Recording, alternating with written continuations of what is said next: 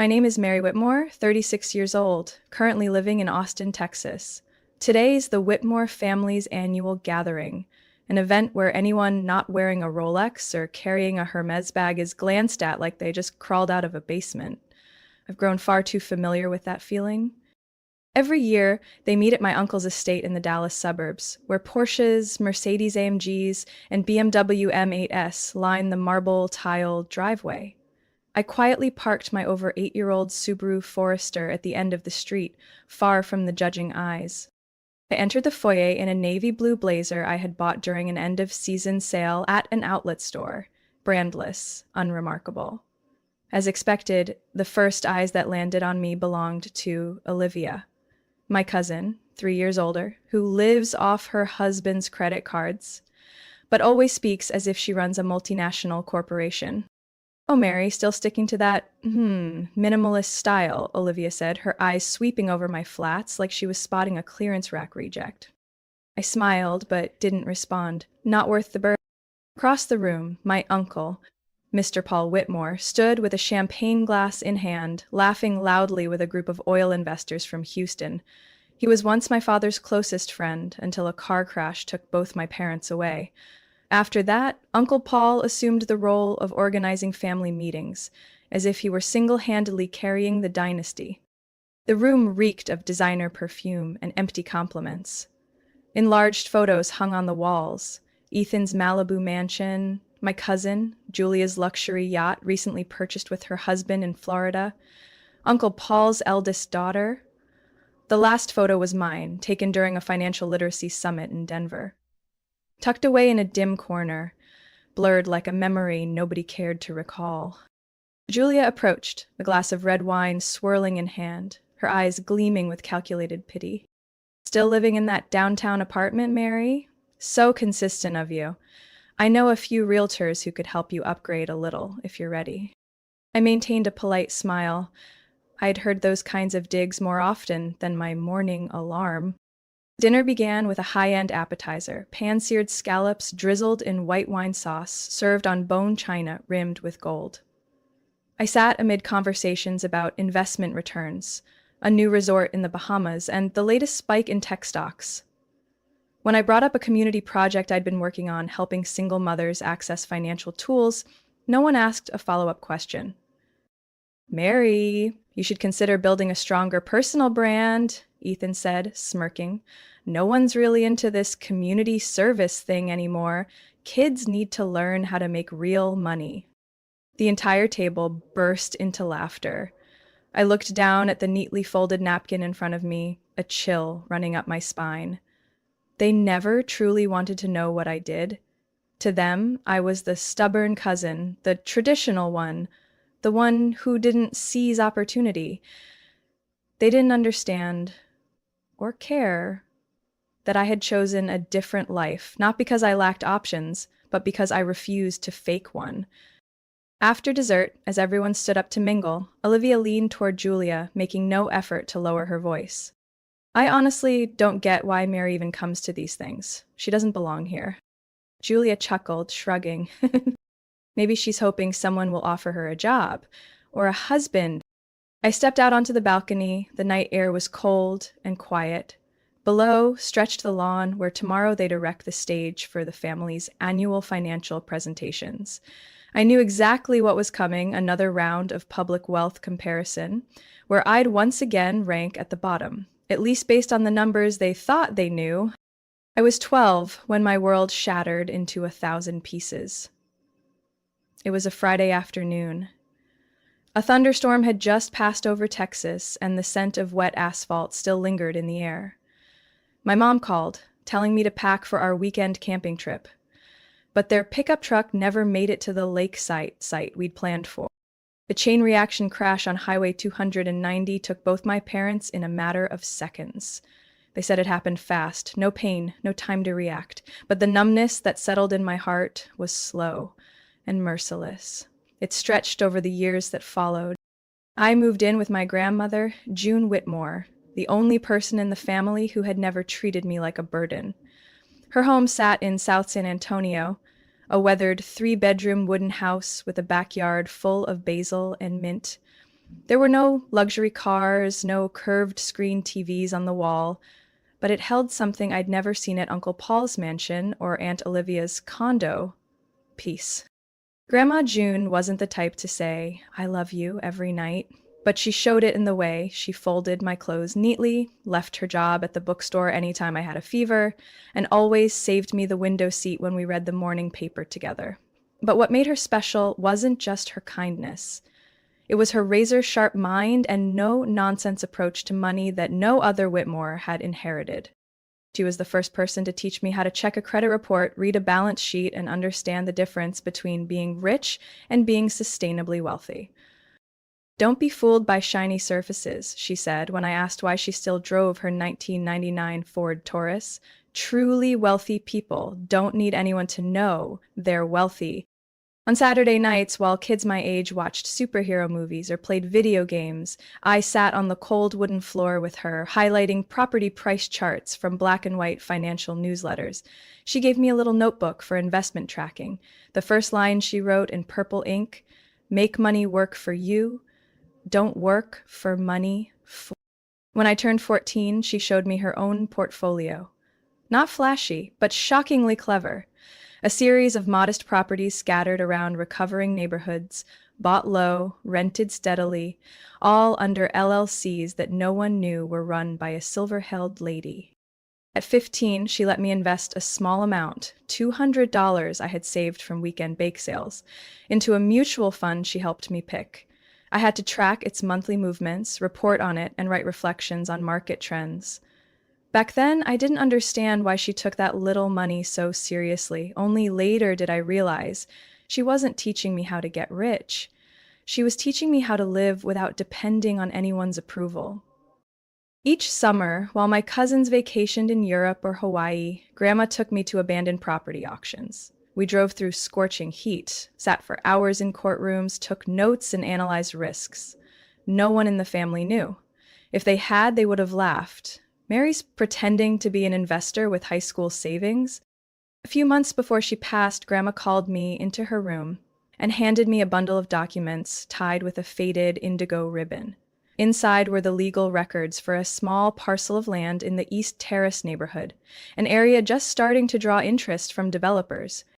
"Mary," she said, her eyes cloudy from heart failure, "keep this as your first foundation. As for the rest, I trust you'll know how to build it." After she died, I didn't return to the family estate for years. They held a funeral, but didn't let me speak. Uncle Paul called Grandma June a good woman, but too frugal. That line made me leave the cemetery earlier than planned. I used the little money she left me, plus scholarships, to study finance, but the real lessons, I had already mastered those before I turned 18. I once believed that graduating college and landing a stable job would make family gatherings more bearable. I was wrong. Completely wrong. In the Whitmore clan, no one cared about degrees unless they came with a photo captioned, "New home in Scottsdale," or "Swiss vacation on private jet." Every reunion felt like a material status showcase, where the loudest, flashiest, and most extravagant person always sat at the head of the table. Uncle Paul, the center of every conversation, had an annoying habit casually asking about everyone's income under the guise of concern. "So, Mary, how's that public finance work going? Decent salary?" he asked, feigning surprise, as if still confused why I hadn't jumped into venture capital like his son. I just smiled. I was used to it. Aunt Cheryl, his younger sister, always arrived flaunting a new handbag worth more than the average monthly rent in Austin. Last week, she closed a deal on a penthouse in Miami Beach. No one asked about the mortgage attached to it, just oohed and awed over infinity pool photos and iPad-controlled glass doors. Then there was Julia, Uncle Paul's eldest daughter, now an investment partner in a startup likely bankrolled more by parental money than merit. She recently bragged about buying a Franck Muller watch with her quarterly bonus, though I knew for a fact she was paying off credit card debt at an interest rate close to 22%. That dinner, the whole table buzzed about an upcoming yacht show in Naples. Ethan, my cousin, freshly divorced for the second time, beamed as he spoke about the new Mercedes G-Class he'd bought to rebalance emotionally post-breakup. Gotta reward yourself, right, Mary? Life's not all about pinching pennies, he laughed, turning to me. Oh, wait, you're probably not into that luxury stuff. I calmly set down my fork and knife. I didn't need to respond. Olivia cut in, as usual, with a voice sharp as a razor. I heard someone's been buying property in up and coming suburbs. Cheap now, but with long term growth potential. Didn't you mention a place called Round Rock? All eyes turned toward me, some curious, others condescending. What they didn't know was that I quietly owned 3 apartment complexes in that area through anonymous LLCs and brought in more rent each month than Julia's entire salary. But I simply smiled, sipped my water, and replied, well, I'm not great at predicting the future with yachts or Swiss watches, just trying to do something sustainable. The dinner rolled on with half laughs and sidelong glances. I was long familiar with how they measured a person's worth through golf club memberships and platinum credit card fees. But here's what they didn't know. I never played by their rules. I didn't need Instagram posts to prove I was doing fine. I didn't need a Tesla badge to hear, wow, classy at the gas station. I didn't need their understanding. I just needed the right moment to show them. And that moment was coming very soon. While they fussed over which shade of Italian marble to install in the 4th kitchen of their vacation homes, I had just closed a deal to buy the very building where 3 of them lived, under the name Everlyn Properties, LLC, with no paper trail linking it to Mary Whitmore. Every month, their rent payments were wired to an account they believed belonged to an out-of-state investment fund. None of them had a clue that the person they called Simple Mary, Conservative Mary, or Mary who can't keep up with the times, held the keys to the roof over their heads. I started with a rundown single-story house on the east side of San Marcos, Texas, a property the realtor called an untouched mess no one wanted. But I was different. I saw copper piping still intact, a solid foundation, and a location just off a soon-to-be developed road I had quietly tracked for 6 months. I bought it with savings from my financial consulting work and the first dividends from my portfolio. The deed was filed under Whitmore Ventures, LLC, a limited liability company I created and managed through a small law office in Houston. No one in my family had any clue. To them, I was still Mary, the woman driving an old Subaru, wearing off-brand blazers and living in a small downtown apartment. But every brick I touched was a step in the long-term plan I learned from my grandmother. I renovated the house, rented it out on a 1-year lease at a rate over 30% higher than the area average, thanks to smart upgrades and modern amenities. 4 months later, I refinanced, pulled cash from the appreciated value, and used it to buy the next property. I repeated that cycle for 6 years. No one saw me do it. There were no Facebook photos holding new house keys, no grand openings. I worked quietly, buying homes, small buildings, and eventually expanding into commercial properties. Sometimes I used as many as 4 separate companies to protect my identity, all designed to keep Mary Whitmore out of public records. As of now, I own a total of 15 properties, including 9 small rental units spread across Round Rock, Pflugerville, and North Austin. 3 commercial complexes, one of which is a Class B office building on Lamar Boulevard, and most notably, a 5-story apartment building called the Dawson, where 3 of my family members currently live: Ethan, Julia, and Olivia with her husband. That building came from a deal most major investors passed on. The former owner needed a quick sale due to a divorce settlement. I approached it through Everlyn Properties, LLC, a subsidiary I created for handling sensitive acquisitions. The entire process closed in 3 weeks. Quiet, clean, unnoticed. Right after taking ownership, I upgraded the security system, installed electronic key access at all entry points, and added a guest check-in policy via app. Though I kept rent slightly below market rates to avoid suspicion, I started receiving tenant feedback, including from Julia, complaining that the new management's a bit much. Ethan called me the week after that family dinner, annoyed. Mary, do you know who's managing the Dawson now? They changed the rules. Now you have to register overnight guests 3 days in advance. It's ridiculous. I kept typing out my quarterly earnings sheet as I listened, smiling softly. Maybe the new owner just wants to keep things secure. Who knows? It might even raise the building's value. He scoffed. If I knew who owned it, I'd call them directly. This anonymous stuff, no one trusts that. I said nothing. I didn't need their trust. I needed their rent on time. A week later, I got an email from the third-party property management firm. Several residents, including Julia, have requested a meeting with the property owner regarding the new security policy. I declined. My schedule was full. I replied with one short paragraph. Current policies are in place to protect the asset and the safety of all residents. Any requests will be recorded through the official management portal. Ownership does not meet with residents directly. That's how I built my empire, invisible but solid, adjusting the lights in the room without ever stepping through the door. They still think I'm at the bottom in this family race. But the truth is, I'm not even in that race. I'm buying the track, and they're running on my field, one step at a time.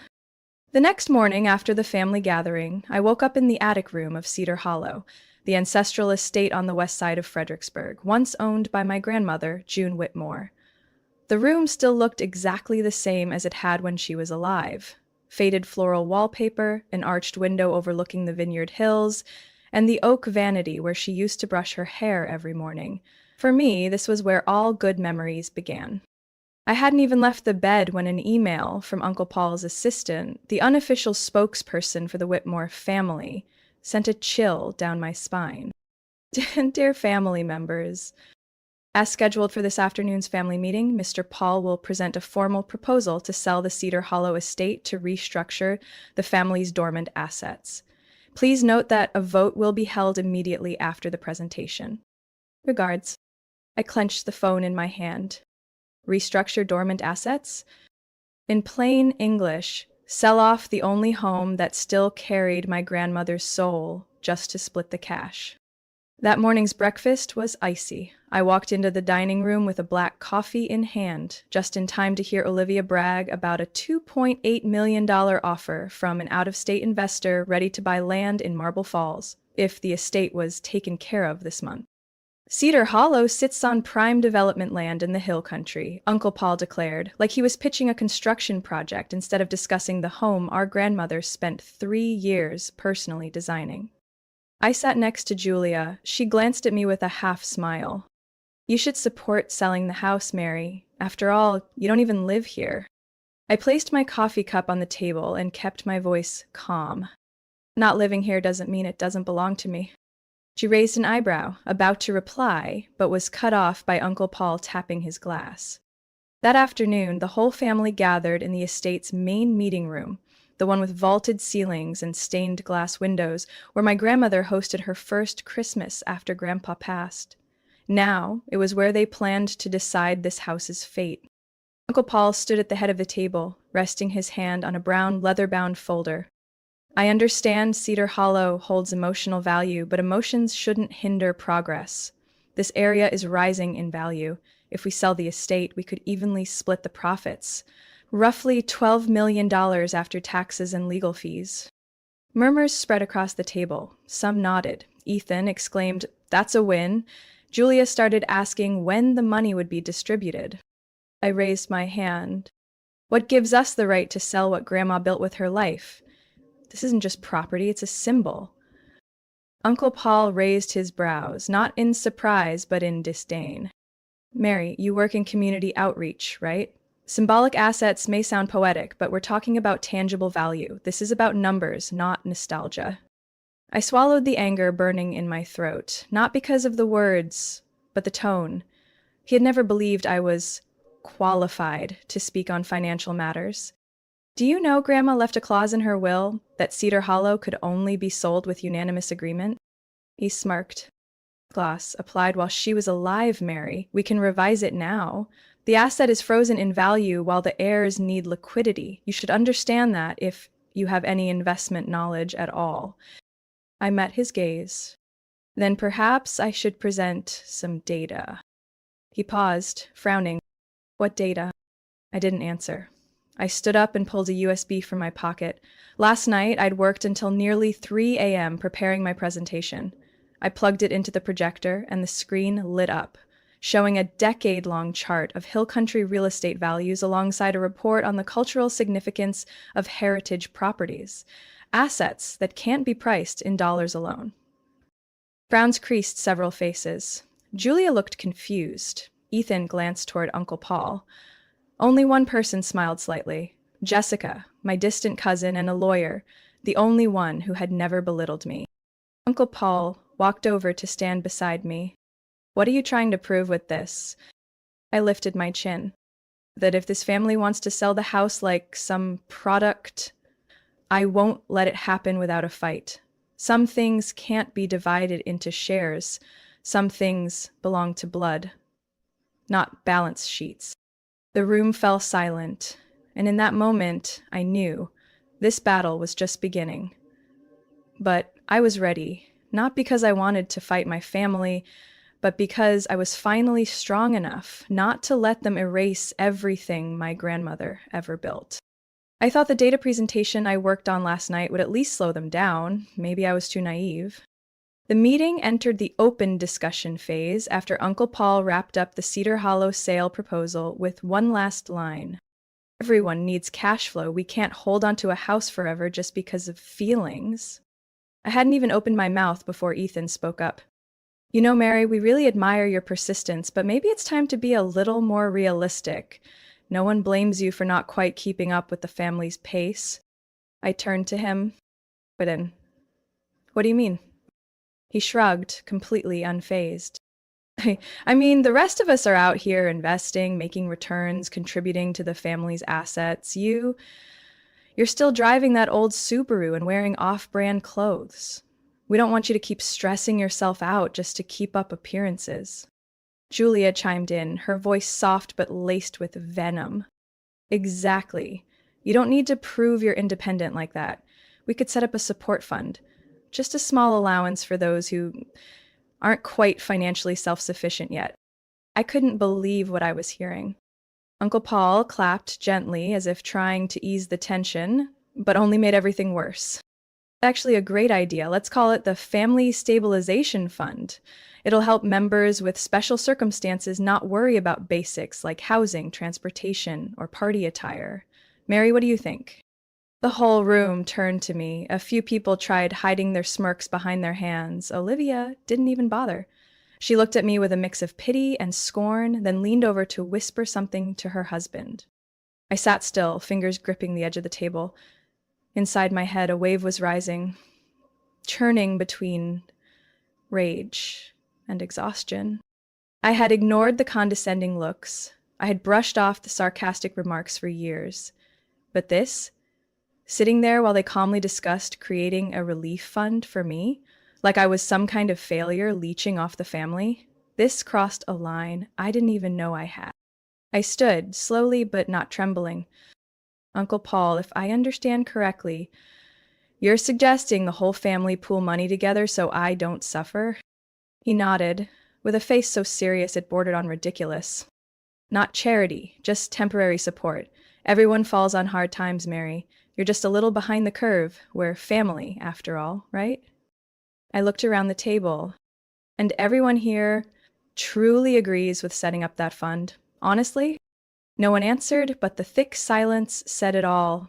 Brad, my cousin, shrugged and muttered. Better than sitting through another yearly speech about community consulting from a company no one's heard of. Might as well give real help instead of moral lectures. That was when I caught the look in Jessica's eyes, the only one in the room who'd ever stood up for me. She looked torn, like she wanted to stop this but knew it had gone too far. I nodded. Thank you, the fund sounds generous, but I'll have to decline. Olivia scoffed. You should think this through. You don't have anything left to prove. We get it. You're strong, but no need to keep suffering just for pride's sake. I smiled, a smile with no more tolerance behind it. Pride? No, Olivia. That's called dignity. And maybe it's finally time I show everyone here why I've never needed a single dollar from that pity fund. I walked back to my chair, pulled my brown leather bag onto the table, unzipped it, and took out a document folder, neatly organized, sealed in a leather binder. It wasn't time yet, but they had just chosen the quickest way to unmask themselves. I looked at each of them one by one and spoke in a voice as calm as if I were reading the weather report. Before we go any further with talk of dividing proceeds from the estate, maybe it's worth asking who actually owns the apartment complex three of you currently live in. No one spoke. No one laughed. I turned the first page. The company seal stood crisp and clear. Everlyn Holdings, LLC, legal owner of the Dawson residences. And I, Mary Whitmore, was the sole signatory on every document. I placed the stack of documents on the ebony table in the center of the room, the soft thud silencing every conversation. For the past 10 years, I've been seen as a burden, someone falling behind. Today, I think it's time we all reconsider our definition of value. I opened the file and pulled out a summary of personal assets. On the top, Elizabeth Trust Holdings under Whitmore Private Family Office. I handed copies to Uncle Paul and the rest of the table. Their eyes still carried traces of amusement. Until 15 seconds in, not a single smile remained. My current personal net worth after consolidating all real estate LLCs, investment funds, and reinvested profits since 2015 is $78 million. This includes 15 residential and commercial properties with steady cash flow, including the Dawson, where Ethan, Julia, and Olivia's family currently reside. Brad jumped up, nearly spilling his water glass. What? You own that building? No way. I nodded. Correct. Every renovation, every policy change, approved by me. For the past 3 years, every rent check has gone to the parent company, of which I hold 100% control. Julia's face lost all color. It's bet you don't have the right. I cut her off, placing another document on the table. This is the ownership certificate for 35% of Whitmore Heritage Group, the family company that manages all assets, including Cedar Hollow. Uncle Paul froze. That can't be. Most shares belong to my side of the family. You only inherited 2% from June in the old will. True, but you all forgot about those smaller shareholders who quietly sold off their shares over the past 7 years. And I, through 3 independent investment firms, bought every single one. I laid out notarized documents confirming the transfers. Shares once owned by distant cousins who had cashed out to invest in crypto or real estate in Florida. I was the buyer. No one had noticed. No one had seen me as a threat. As of this morning, after merging all holdings under Elizabeth Trust Holdings, I own 35%, enough to veto any strategic decisions, including the sale of Cedar Hollow. Silence. No arguments. I turned to Uncle Paul, the same man who once told me I lacked financial literacy. You said I couldn't separate emotion from real value. But if a woman can quietly buy up 35% of a company without anyone noticing, then who really lacks understanding here? The room was still. The only sound was the ceiling fan humming above. Uncle Paul slumped back in his chair. There was no contempt in his eyes anymore, only confusion, and, for the first time, caution. Olivia tried to salvage control. Mary, listen, we could work together. Maybe a joint plan, redevelop Cedar Hollow into a luxury resort, split the profits. I shook my head. No. The estate will be preserved, exactly as Grandma June stated in the addendum to her will, currently held by my attorney. I'm converting it into a financial education and scholarship center for single mothers and financially lost youth, like I once was. Ethan slammed the table. His voice trembled with disbelief. What the hell are you doing with the family legacy? Charity? Not charity. Legacy. Carrying forward Grandma's real vision, not the so-called powerful bloodline you all like to chant about. Jessica stood then, clapping 3 slow times. Finally, someone who actually understood what June stood for. I turned to her, smiling. Thank you. I know, not everyone came here for money. Then I looked back at the rest of the table. If anyone wants to cash out or sell their shares, my lawyer can handle valuations and buyouts immediately. No need for further debates. I gathered my documents, carefully placed them back in my bag, and walked out of that conference room without ever looking back. 2 months after I silenced that boardroom, the Cedar Hollow estate had transformed, not in architecture, but in meaning. Gone were the wine parties flaunting designer bags and glittering chandeliers. In their place, the grand hall where my grandmother once hung an antique map of Texas was now a space for teaching financial literacy to single mothers. The former tea lounge of the Whitmore ladies now held 12 laptops, sponsored by me for introductory investment classes. I named the program June Foundation in honor of my grandmother, the only woman who ever taught me that money should carry responsibility, not ego. On opening day, Jessica was the first to arrive. She wore an ivory linen shirt, no expensive jewelry, but her eyes sparkled brighter than ever. "You actually did what no one else in this family had the courage to even imagine," she said, placing a bouquet of lavender beside Grandma's portrait. "She'd be so proud." I smiled, softly, but genuinely. "I didn't do it for pride," I said. "I did it because I owed her a promise." The attendees that day weren't the usual faces from family banquets. They were single moms, young women recovering from personal bankruptcies, people who had been denied loans because they didn't understand credit scores. They didn't know me as Mary Whitmore, the woman with a nearly $80 million real estate portfolio. They only knew me as the person helping them open their very first no-fee savings account. While I was explaining lease clauses to a small group, how to avoid predatory rental terms, my phone buzzed. A text from Brad. "Mary, I heard you're transferring your shares to a charitable trust. Are you sure you want to give up that kind of control?" I didn't respond right away. I let the message sit there, a living testament to the gap between us. They still didn't get it. I wasn't giving up control. I was transforming power into value. A week later, I signed the final directive. 51% of net profits from my active properties would now fund the Women's Economic Reentry and Education Trust under the June Foundation. The Dawson, once a symbol of the disregard I'd endured for years, would now donate 20% of its quarterly profits to rental subsidies for low-income workers. Julia, Olivia, and Ethan now knew who the true owner was, and none dared ask for family discounts anymore. They moved out quietly when their leases ended. I didn't stop them. For me, that chapter was closed.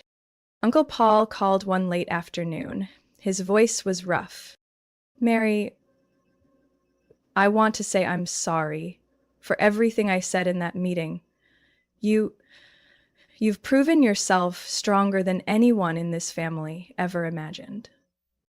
I was silent for a moment, then replied, "I don't need an apology, Uncle Paul. I just hope that next time a child in our family strays from the approved path, you won't extinguish their fire so quickly." He choked out. "Could I contribute to the foundation? I want to make up for some of my mistakes." I nodded, though he couldn't see it through the phone. "The foundation welcomes all contributions, but you understand, no one can buy control here." I hung up, then stepped into the backyard, where Grandma's rose garden still bloomed. The April wind brushed my cheek, fragrant with fresh earth and petals. I placed my hand on the stone wall engraved with a brass plaque. "Wealth isn't how much you have, it's what you do with what you have, June Whitmore." I read it again, silently. Then I smiled.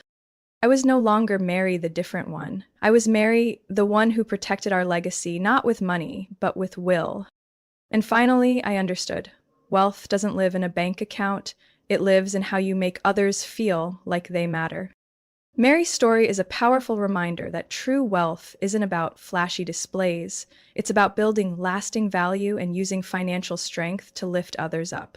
In real life, many quietly work in the shadows, overlooked for not showing off, yet they're the ones truly creating legacy.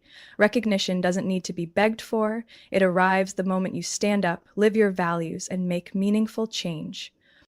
What do you think about Mary's choice and how she redefined wealth? Share your thoughts in the comments below, and don't forget to follow the channel for more heartfelt stories about life and family.